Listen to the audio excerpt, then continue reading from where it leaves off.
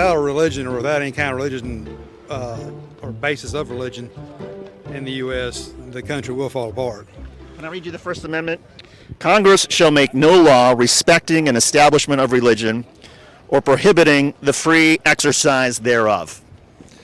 Yeah, it means you can have any religion you want to, but right now Christianity, unfortunately, is on the downturn, according to a latest poll I saw. Doesn't it also mean that Congress cannot promote or deny religion? Yeah, they can, or they can't deny or promote one, yes. So if Congress passes a law or makes a declaration, we are a Christian nation, doesn't that go against the First Amendment? Yeah, kind of.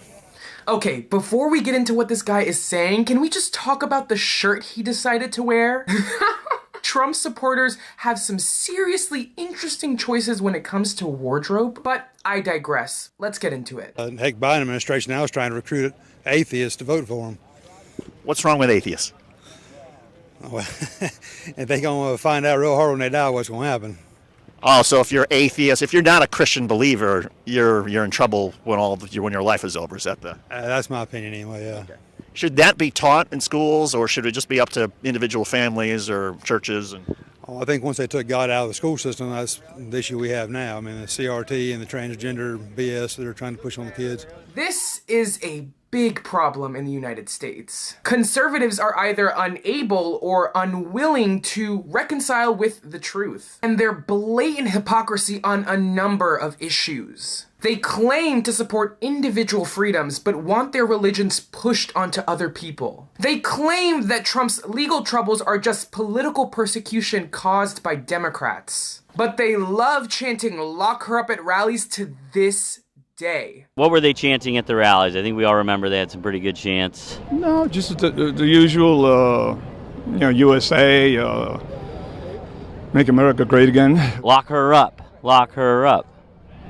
The obvious things. Yeah. You know what I mean? Yeah. What do you think in general about jailing political opponents? Totally against it. It's against the Constitution. It's not America. It's not the U.S. I mean, think about it. Okay, so I feel like we're talking about two different things. I was talking about when Trump was trying to get Hillary in jail in 2016. Oh, I see what you mean. Well, The blatant incoherence and hypocrisy coming from the right is an alarming tool used by right-wing extremists to manipulate their disillusioned base. Always pandering to their victim mentality, they juxtapose American issues against the integrity of the church and state division. Entitled to the special privilege endowed by an institution that is fundamentally corrupted, they want to keep the system broken. But I think progressives know better, and only time will tell if playing dumb will play out for the Republicans in 2024. Don't let anybody tell us that this is not a Christian country. It is. Is a Jewish person going to burn in hell? Yes or no? Yes or no? You just have to answer yes or no.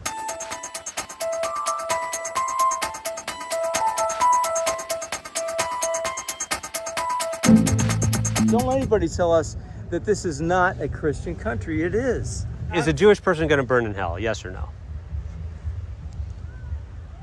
Yes or no? You just have to answer yes or no. If Ram's Jewish, is he going to burn in hell? I'm right here. Jesus said, I am the way and the truth and the life. So yes. So which one? You're saying yes? You're saying yes? Yes? You're framing me.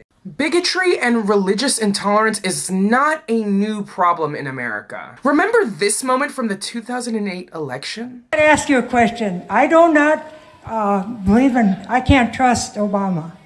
I have read about him, and he's an Arab. He is not. No, ma'am. He's a decent family man, citizen that I just happen to have disagreements with on fundamental issues, and that's what this campaign is all about. He's not. Thank you. It's a problem now. It was a problem in 2008, and it was a problem long before then. For people who don't fit the white Anglo-Saxon stereotype, to practice religion freely and publicly in the United States, as directed by the Constitution, is a potentially dangerous pursuit. In the United States, religious intolerance remains a troubling issue that has yet to be fully confronted and resolved. Despite the fact that this country was founded on the principles of religious freedom and autonomy, it seems like the matter of religious intolerance would not be a problem, especially considering how pious our conservative counterparts are. Jesus said, I am the way and the truth and the life. We find ourselves grappling with systemic biases that continue to perpetuate deep discrimination. And this ignorance continues because of the conservatives' efforts to center the conversation of religious tolerance around their persecution. But here's the facts. Christian persecution isn't a thing. By failing to address these underhanded tactics, we allow conservatives to set the tone. We inadvertently enable the persecution of marginalized religious identities, allowing them to seep into contemporary discourse and policymaking. We need to be engaging in open conversations, promoting education and awareness around the issue. He's an Arab. He is not.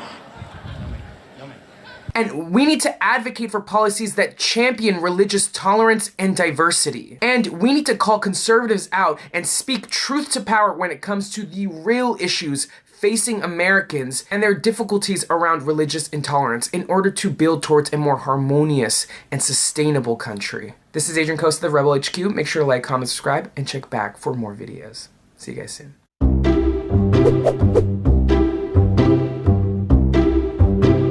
What would you like Donald Trump to do if he's reelected? Get all the swamp out, How's he going to do that? drain them. I want him to clean house. Get rid of the FBI for one thing. They're a bunch of crooks. The news isn't going to tell us the truth. They're just not going to. But it'll come out. I'm hoping for John Durham and some other. John Durham, though, didn't come up with anything in his prosecution. Well, that's what the news tells you. So you think that John Durham secretly has indictments and charges that he's bringing? So why would he come up with a report? Now you catch So when John Durham says that there's no indictments other than that one guy who lied to the FBI, but there's nothing else, that's just a ruse? That's just... It's just a deflection. What's the worst thing that Joe Biden's doing? Being in the White House, being awake. The cogs in the wheel are running the show. I don't. Who are those cogs? Who's telling him what to do? Kamala's one of them. Yeah, would have to be. Yeah, and Nancy. My kid goes to Kings Mountain High School, and they've got what they call furries, where they got girls that dress up like cats.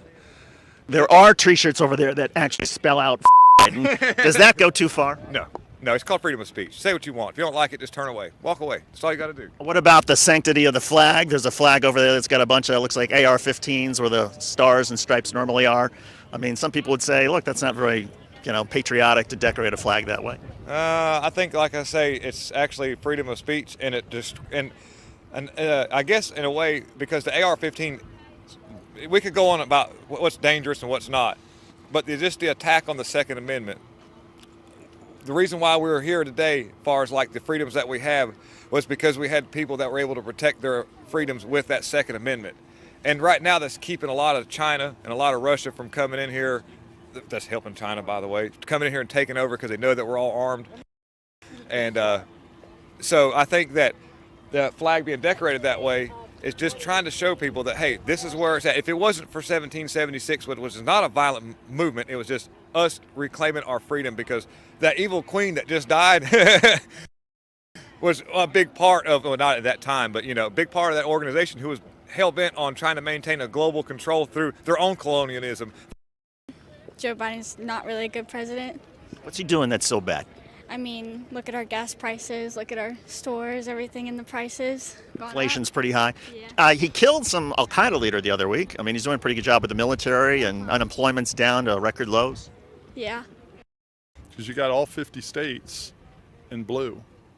Then you have all the stripes, and they all unite as one. Is it united when Donald Trump's head is put on a flag? I think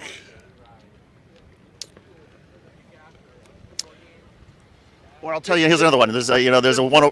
Go ahead. It brings a different message. You know what I mean? I think with him on the flag, to a lot of Americans, it brings them hope. What has the FBI done that's crooked? Well, they raided his house and a bunch of Searching for classified nuclear documents. They took Mike Lindell's phone away from him, and they've raided people's houses and arrested people. And The Democrats right now fear Donald Trump that he's going to run again, which I believe he will. And that Donald Trump will win the election as long as the election is not rigged again. If Donald Trump does not run, then what? DeSantis? I'm going to go to Florida and whoop his ass. I will go all the way to Florida and whoop his ass. Get him to run. He's You gonna would, run. okay. But if he doesn't, is DeSantis a good guy? Would you support Ron DeSantis? What do you think of him? Who's that?